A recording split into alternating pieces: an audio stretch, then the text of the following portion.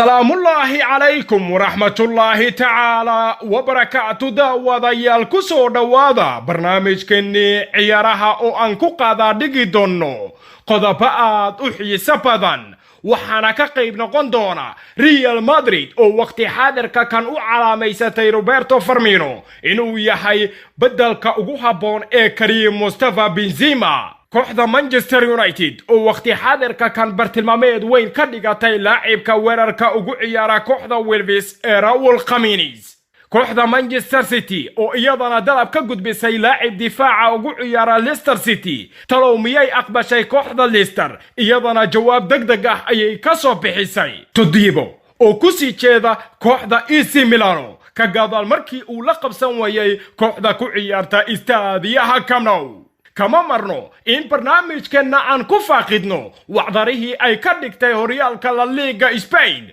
kulankeedii ugu horeeyay ee dib u soo laabashada kooxda Real Madrid oo ciida la sintay kooxda Kiteva qodobada iyo kuwa kale oo aad u xiiso badan ayaadna ku daawan doontaa barnaamijkeena inta uu hawada ka baxayo ugu horeyn laagsar muuqaalkan subscribe dhaho channelkeena adigoo riixaya calaamada gambaleelka si aad u noqoto daawadaha ugu horeeya ee muuqaaladeena mahadsanid halkani waa Tulito Channel haddii Real Madrid uu u noqday sanad aan wacnayn 2019 waxaa la sugayay sida ay ku bilaaban doonto sanadan cusub ee 2020 waxaana ay muujisay in dhinac kasteetaba ay tahay koox xooggan isla markaana aanan tabayn bixitaankii laacibka reer Portugal ee Ronaldo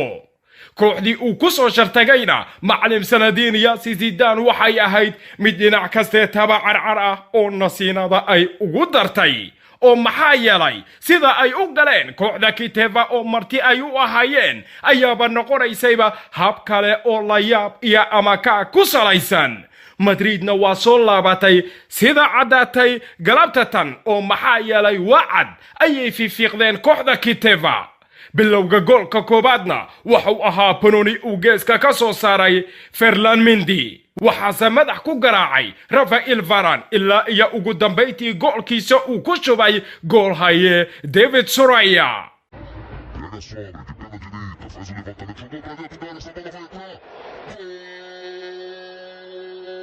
reer Hala Madrid waxayba caan ku yihiin in ay iska sii dabaaldegaan halkaasi ayuuna ka bilowday bilowgii farxadooda waxaana u sii xigtay in daqiiqadii 52 ee ciyaarta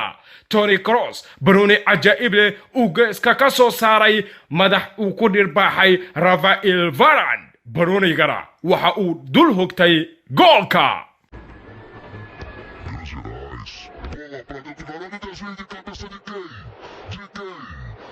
Kiteva marka iyo wixii ka dambeeyay waxay noqotay mashaqo u joog waana isdhiibtay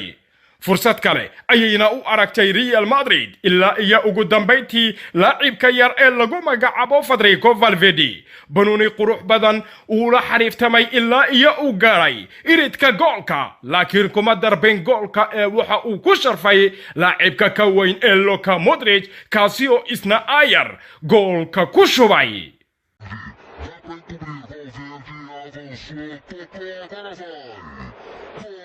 Real Madrid dhinac kasteetaba waxay noo cadaysay waxa ay ku tooran tahay sanadkan 2020 oo maxaa yeelay waxa ay ku bilowdeen bilow cajaa'ib leh taasi oo cadaynaysa in kooxda uu wato macallim Zuzu wali ay tahay koox u diyaara inay noqoto horyaalnimada La Liga Spain kooxda Manchester City iyadana waxa lagu soo waramayaa in dalab lacageed oo gaaraya 38 milyan oo euro ay ka gudbisay difaaca kooxda Leicester City ee Gaglasionchi si ay u hesho saxiixa difaacan dhexe laakiin Leicester City ayaa lagu soo waramayaa in si degdeg ah Manchester City ay ugu soo diiday dalabkaasi indhahana ay ugu soo dhufatay maadaama Sionchi uu noqday badalka buuxa ee Harry Maguire oo suuqiina waa ku biiray kooxda Manchester United isagana waa dhawangal laakiin waa uu ka soo baxay kalintiisa difaac xilli ciyaareedkanina waxa uu soo bandhigayaa qaab ciyaareed dhinac kasteetaba soo jiidasho leh Manchester City waxay ku fashilantay inay buuxiso booskii uu baneeyay Il Capitano Vicente Company oo suuqii xagaygan ka tagay waxaana dhaawacay ku waayeen Emerick Laporte tan iyo bishii Agoosto mashaqo xoogan ayaana soo wajahday Manchester City inkastoo Laporte dib ugu soo laabtay wargeyska The Sun ayaana tilmaamaya in Leicester City ay diiday dalabkii 38 milyan ahaa oo Manchester City ay ka soo gudbisay Sionchi xidigaasi oo lagu qiimeynayo waqti xaadirka kan adduun lacageed gaaraya 60 milyan oo euro dhinaca kale tababaraha kooxda Leicester City ee Rodgers ayaa sheegay inuusan doonayn inuu xidig iska iibiyo oo muhiim ah suuqa January oo maxaa yeelay kooxda ayaa u baahan inay ka qayb noqoto xilli ciyaareedka soo aadan tartanka Champions League haddii ayba u dagaalamin horyaalnimada Premier League ee dalka Ingiriiska kooxda Real Madrid ee ka dhisan istaadiyaha Santiago Bernabeu iyadana waqti xaadirka kan waxay u calaamaysatay beddelka Karim Mustafa Benzema ee xilli ciyaareedka dambe weeraryahanka kooxda Liverpool ee Roberto Firmino Benzema haata waa 32 jir 18 bilood ayaana ugu hirsan heshiiskiisa kooxda Real isagoona jooga istaadiyaha Santiago Bernabeu ilaa iyo 11 xilli ciyaareed taasi oo ku tilmaamaysa in waaya ciyaareedkiisa Real Madrid uu yahay mid dhamaad ah Roberto Firmino ayaa sidoo kale xidig muhiim ah ka noqday Liverpool tan iyo markii gacanta uu ku dhigay macallin Jurgen Klopp waxaana uu ka ciyaaraya waqti xaadirka kan weerarka tooska ah laacibka reer Brazil ayaana mataana la saddex aflaha ugu wanaagsan qaaradda Yurub ee Mane iyo Mohamed Salah wargeyska Calcio Mercato ayaana sheegaya in Real Madrid Firmino ay u calaamaysatay بدلka Karim Mustafa Benzema oo noqday laacib da'ada ay kulaalayso inkastoo Benzema uu ku dhow yahay in qalinka uu ku duugo heshiis hal sanadood uu kooxda uu kula joogayo isla markaana uu aqbalay sidaas oo ay tahay Real Madrid ayaa u baahan weeraryahanka muddada fog waxaana ay u arkaan laacibka reer Brazil iyo kooxda Liverpool ee Roberto Firmino kooxda Juventus dhankeedana waxay u soo bandhigi doontaa Manchester United Adrian Rabiot oo lagu daray lacaga dheeri ah si ay u helaan laacibkoodii hore ee Paul Pogba oo waqti xaadirka kan ciil iyo calooliyo uu ku hayo istaadiyaha Old Trafford kooxda ka dhisan horyaalka Serie A Talyaaniga ayaana rajaynaysa in ay ka faa'iideysato xiriirka xun ee waqti xaadirka kan ka dhaxeeya Paul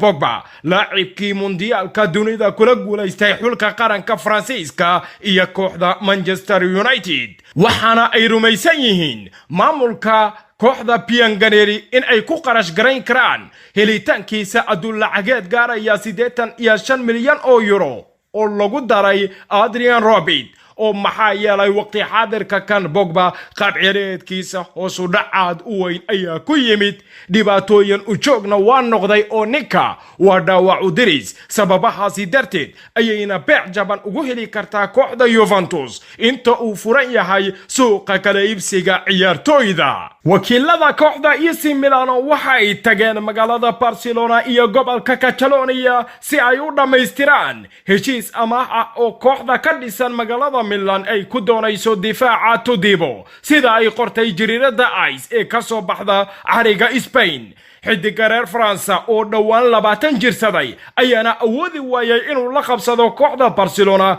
tan iyo markii uu kaga soo biiray kooxda ka ciyaarta horyaalka Ligue 1 Faransa ee Toulouse bishii Janaayo ee sanadkii hore waxaana maamulka Barcelona ay go'aansadeen in ay ku fasaxaan hab amaah ah si uu u soo helo khibrad dheeri ah waxaana macquul ah waqti xaadirka kan iyo wixii ka dambeeyaba in uu wajaho xagga iyo horyaalka Serie A Talyaaniga kooxda Manchester United na dhankeeda waxa lagu soo waramayaa in waqti xaadirka kan ay u aqoonsatay beddelka ugu habboon ee Erling Haaland oo ay ku fashilmeen in ay la soo wareegaan weeraryahanka kooxda Wolverhampton ee Raul Jimenez kaasi oo noqday mid wacdaro weyn ka dhigaya xilli ciyaareedkan horyaalka Premier League ee dalka Ingiriiska Manchester United waxay u baahan tahay inay xoojiso weerarkeeda suuqan January. Ole Gunnar Solskjaer ayaana go'aan aan saxnayn ku fasaxay goolaliyahooda Romelu Lukaku si lamida Alexis Sanchez oo ka mid noqday kooxda Inter Milano.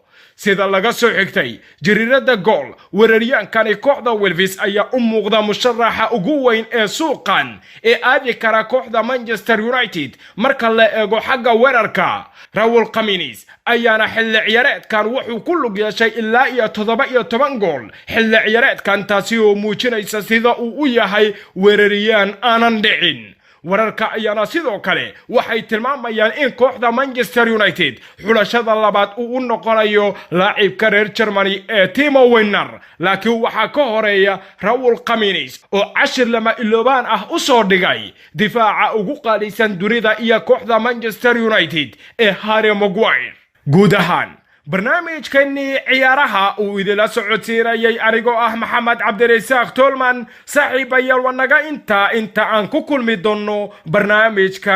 barnaamij lamid ah.